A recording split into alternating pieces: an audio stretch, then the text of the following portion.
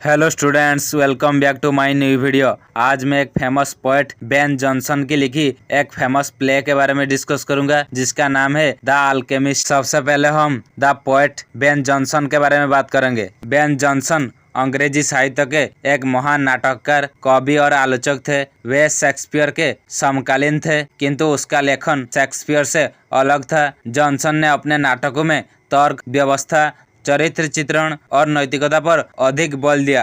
उनकी प्रमुख रचनाएं हैं every man in is humour, भोलपन, द अल्केमिस्ट। जॉनसन को कॉमेडी ऑफ ह्यूमर्स का जनक कहा जाता है क्योंकि उन्होंने मनुष्य के स्वभाव को उसके प्रमुख ह्यूमर या प्रभुति जैसे लोभ, अहंकार, ईर्ष्या आदि के माध्यम से चित्रित किया। द अल्केमिस्ट बेन जॉनसन की सबसे प्रसिद्ध नाट्य रचनाओं में से एक है। यह नाटक 1609 ई में लिखा गया और 1610 ई में प्रथम बार मंचित किया गया था। यह रचना जैकोबिन एज की सर्वश्रेष्ठ हास्य नाट्य कृतियों में गिनी जाती है। इसमें जॉनसन ने अपने समय के लोभ, ठग, पाखंड और अंधविश्वास पर तीखा व्यंग्य किया है। द अल्केमिस्ट एक प्रकार से सामाजिक व्यंग्यात्मक कॉमेडी है जो मानव स्वभाव की कमजोरियों, विशेषतः लालच और मूर्खता का खुला पर्दाफाश करती है। इस नाटक में हास्य के साथ साथ नैतिक संदेश भी निहित है कि लोभ और धोखे का परिणाम अंततः विनाश ही होता है। अब हम द अल्केमिस्ट टाइटल का अर्थ क्या है इसके बारे में बात करेंगे। द अल्केमिस्ट का अर्थ है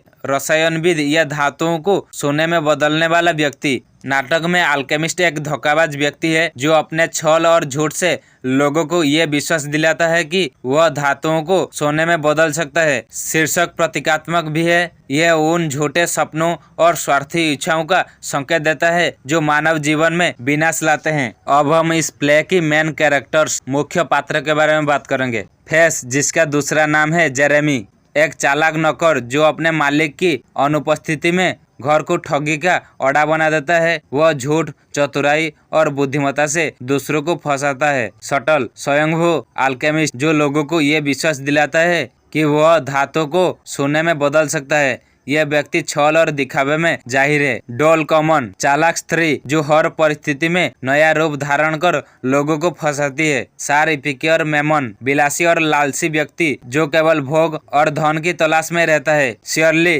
तर्कशील और समझदार व्यक्ति जो सच्चाई को पहचान लेता है। लवुइज, घर का असली मालिक, अंत में वही सब पर नियंत्रण पा लेता है। अब हम इस प्ले की सामरी के बारे में बात करेंगे। नाटक की कहानी लंदन में फैलने वाले प्लेग के समय की है।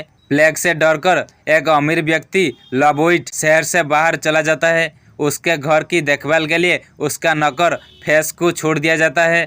जैसे ही मालिक जाता है, फेस अपने दो साथी ठंगो, शटल एक झूठा रसायनविद, नकली अल्केमिस्ट, डोल, कॉमन एक चालाक स्त्री सहयोगी को बुलाता है और वे तीनों उस घर में एक ठगी का अड्डा बना लेता है।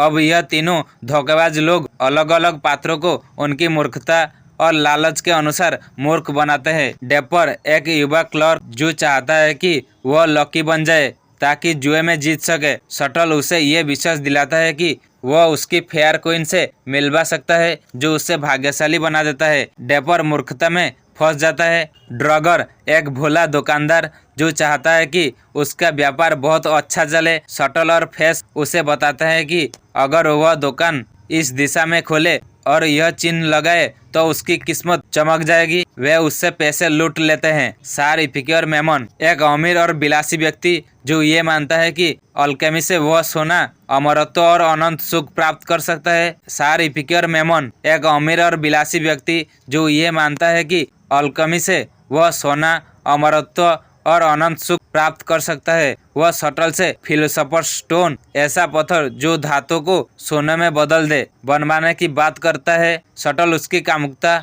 और लालच का फायदा उठाता है।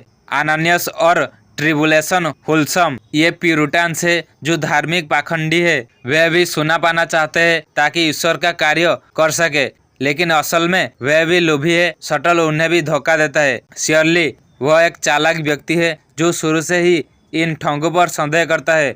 वह डॉल के बेस में आई एक स्पेनिश डॉन के रूप में भेद खोलने की कोशिश करता है, पर वह भी अस्थायी रूप से धोखा खा जाता है। अब हम इस प्ले की मेन इवेंट्स, नाट्य घटनाएं के बारे में बात करेंगे। फेस, शटल और डोल तीनों मिलकर अपने शिकारों से पैसा ठगते हैं। शियरली सच्चाई जान लेता है और सबको चेतावनी देता है। उसी समय लवहुड जो घर का असली मालिक है अचानक लौट आता है। फेस जो उसका नौकर है तुरंत सारी साजिश छिपाने के लिए एक योजना बनाता है।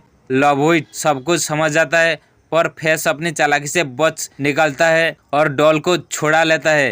अंत में लवहुड अधिकांश संपत्ति अपने कब्जे में कर लेता है और बाकी सब पात्र मूर्ख बनकर खाली हाथ रह जाते हैं। अब हम इस प्ले की निष्कर्ष क्या है इसके बारे में बात करेंगे। द अल्केमिस्ट केवल एक हास्य नाटक नहीं बल्कि एक नैतिक व्यंग्य है जो आज भी उतना ही प्रासंगिक है जितना 17वीं शताब्दी में था। बेन जॉनसन ने यह दिखाया है कि मानव की सबसे बड़ी कमजोरी उसकी लालच और मूर्खता है और यही कमजोरी उसे विनाश की ओर ले जाती है।